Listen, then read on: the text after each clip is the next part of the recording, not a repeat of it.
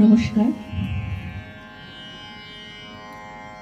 দেবী পক্ষের সূচনায় মাকে নিবেদন করে আজকে আমার এই গান। আমার সঙ্গে তবলা সঙ্গতে আছেন শ্রদ্ধেয় শ্রী অসীম মণ্ডল।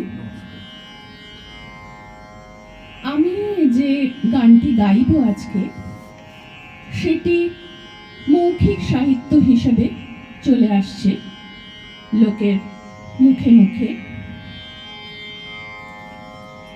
মহাকবি গিরিশ ঘোষের লেখা এই গানটি।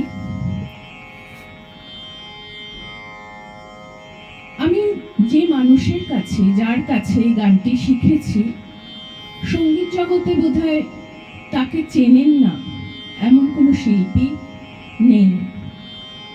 তিনি হলেন আমার কাকু। ছোটবেলায় যার কাছে আমার গান শিখে বড় হওয়া, বিভিন্ন জায়গায় তার সঙ্গে আমার গান করতে যাওয়া, তিনি হলেন আমার শুভেন্দু কাকু।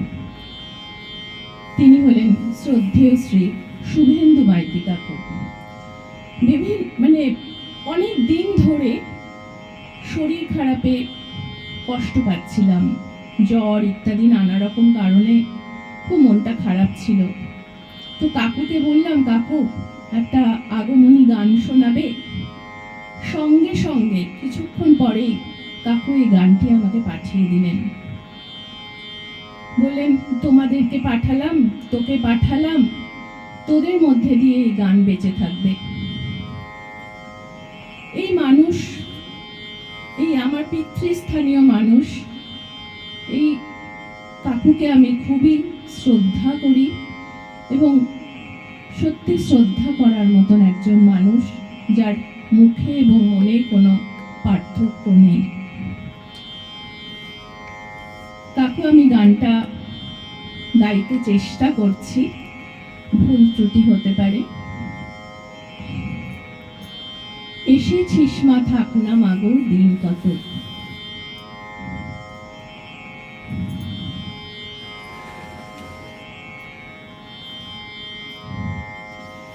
এসেছিস মা, থাক না মাগো দিন কত।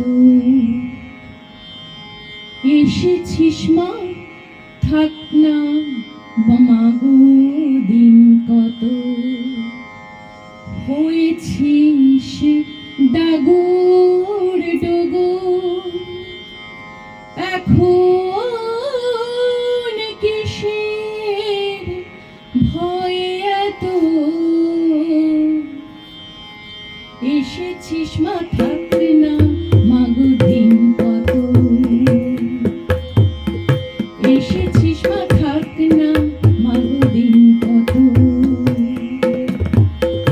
হয়েছিস ডাগরে ডগর, এখন কিসের ভয় এত। এসেছিস মা, থাক না মাগো দিন কত। বলিস যদি আনি মা জামাই,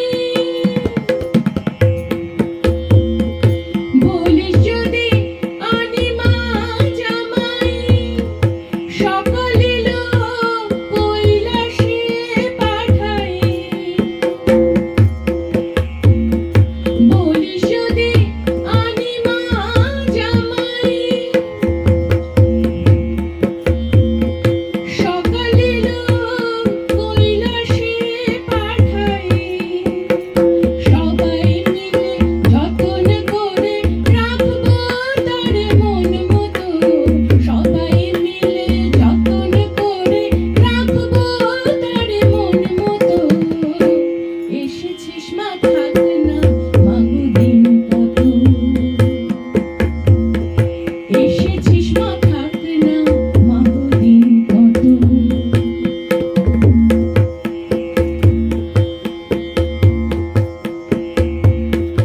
ফল কপট নাই গো তার মনে, যে ডাকে সে ফেরে তার সনে। ফল কপট নাই গো তার মনে,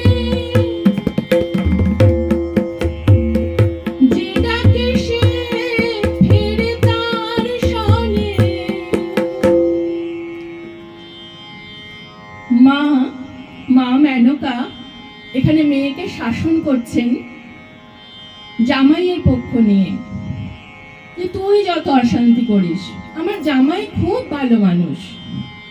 পরের স্তবকে আমরা বুঝতে পারবো। ফল